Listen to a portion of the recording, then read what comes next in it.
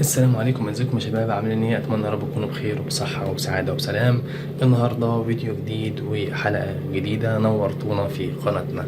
النهارده ليله للتاريخ، ريال مدريد يودع ابطاله في سانتياغو برنابيلو بعد اخر ماتش في الدوري، يودع اهم نجومه الراحلين عن ريال مدريد هذا الموسم. ريال مدريد يودع افضل اللعيبه الموجوده عنده هذا الموسم.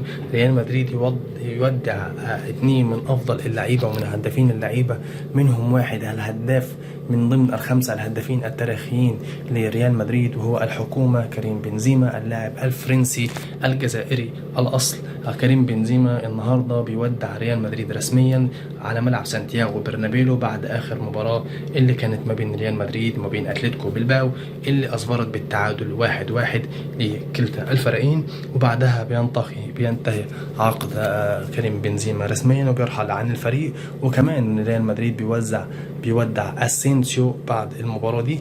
الاثنين بيغادروا سانتياغو برنابيلو، بيغادروا ريال مدريد كلها بعد المباراة، بينتقل اسينسيو الى نادي باريس سان جيرمان بعد ما وقع معاهم، وبينتقل كريم بنزيما الى الاتحاد السعودي بعد ما وقع له لمدة عامين. سانتياغو برنابيلو اليوم حزين على كريم بنزيما اسينسيو، وصرح فينيسيوس ان رحيل كريم بنزيما من الفريق امر محزن جدا وامر ضايقه جدا، لان هو كان معتمد على كريم بنزيما اعتماد كلي. يا رب تكون الحلقه عجبتكم، اللي بنزله دايما يعجبكم. ما تنسوش بقى اللايك والاشتراك في القناه عشان يوصل لكم كل جديد. ولو انت مهتم باخبار الرياضه لحظه بلحظه، وما تنساش تفعل زر الجرس عشان يوصل لك كل جديد، واعملوا شير للفيديو عشان يوصل لاكبر عدد ممكن من الناس. وان شاء الله نتقابل في فيديو جديد، وانتظروني في حلقه هعلن عن صفقه ناريه ان شاء الله، بس لما يعلن عنها رسميا لريال مدريد الفتره القادمه.